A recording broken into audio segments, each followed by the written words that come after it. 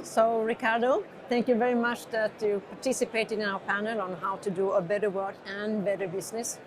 I wanted to ask you what you have done recently for the planet.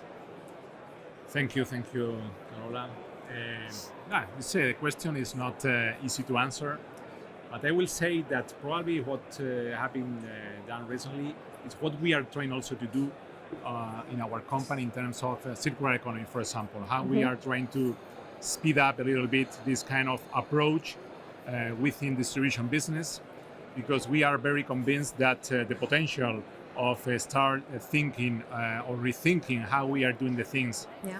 how to analyze other business model, how to analyze the processes that we are doing, and also thinking on how we can try to leverage on our providers to get them on board on this process, on how to extract some ideas about the material, about how we are developing the solution, how we are doing the disposal, the commissioning, how we can try to reuse all this kind of thing on life of our asset is going to be a great, or will create a great impact in the future. And it's something that is very challenging, because we need also to work on how to change the culture of the people and how to create these new competencies that we need to put forward and move forward on this kind of new approach. And I think you're doing it very well. So I've seen what you told us before. Huh? Yeah. And what about you? What about me? Well, working for Schneider Electric is always doing something for the planet.